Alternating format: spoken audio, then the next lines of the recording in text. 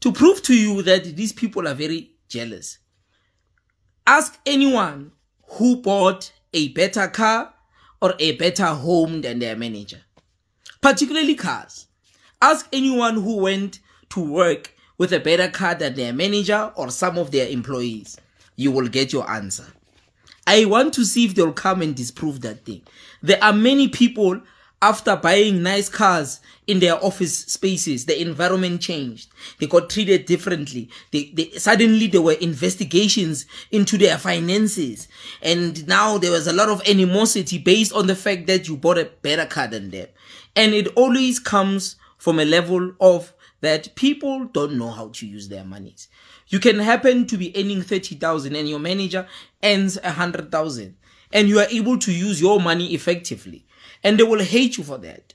This thing is so bad. You find that other people, their work environment is not toxic, but they have created a toxic working relationship because of this competition that they are in. You're busy competing with other people. So and so can't have this bag because how do they afford it? Like, okay, a guy, how can so and so have a car when he's earning so and guys, again nizo lawyer man, just as sweet. It's the same managers who will then give you a bad rating because they feel like you are not dedicated enough to your job. Just because I have other priorities, just because I can't answer your phone late because I'm tending to my family, I just find it so unfair. And there's nothing wrong with ambition. There's really nothing wrong with living for your job. But don't project that onto everybody else, because then they complain about no one in this team supports me. I work alone. Yes, because you work 24/7. And some of us have lives. And why are you not allowed to have a life when you're in corporate? Who made that rule? I'm not one who looks for negativity or looks out for the people who don't know me at work. In the workspace, I literally go there to just do what I'm expected to do, have a few laughs and go home. Sometimes I hear rumors about myself I didn't even know. So this other time, so there's this other process where we get promoted by at work, right? So we kind of knew the people who were going to be on this program in order to make you compatible for a promotion. Did I not get removed from the program just for arriving in a certain luxury car at work? Mind you, this vehicle does not even belong to me. The following day, my name was not on the program. And that you happen to acquire things faster and better than them based on the fact that you handle your finances better than them. And it's the misconception that people have that if somebody earns a high income, they know how to use money. There are a lot of people who cannot use their money on both spectrums, low income earners and even high income earners. Now imagine that your manager is earning 100,000 and when you are earning a 35,000 rand, and you are living a more comfortable, stress-free life than them, and you are able to achieve and accomplish other things better than them or faster than them. I want to see if they will come and dispute. Ask anyone who bought a car better than their colleagues. Tell me what happened to you after you purchased that car. You know very well that a lot of our people that are more educated than you or are deemed to be in better social spaces than you based on their education, they don't want other people to achieve certain things. They want to be them to be the qualifiers of success. Hey, the level of witchcraft that happens in workspaces. Be very careful.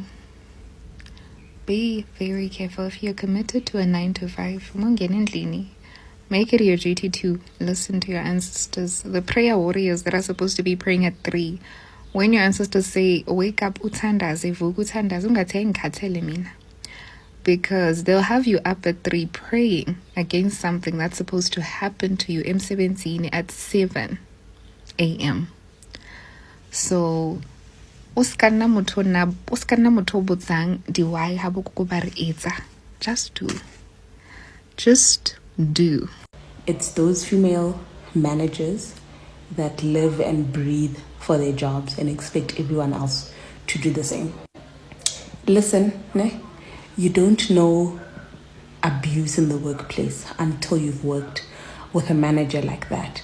And hear me out, it's not all of them, but there are those managers who don't have kids, who don't, probably not dating, not married. And not that there's anything wrong with any of those two things that I've just mentioned. But because Bona, all they do is work, they have an expectation with everyone else, all they do is work. And so when you are going to fetch your child, she'll be like, do you really have to? Hi, Bo, yes, I have to. I definitely have to fetch my child from school. Because, ma'am, what do you mean? Guys, you know the fact that we earn the same, like we earn the same salary, or you earn more than me, it does not mean that we're going to live the same lifestyle, or we're going to afford the same things. I can earn less, but be able to stretch my money. And when you can earn more and not be able to cover most of the things that I'm able to cover.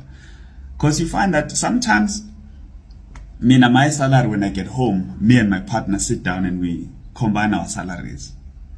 When your salary, it's only you and you alone, and you're taking care of 5-6 people on that salary.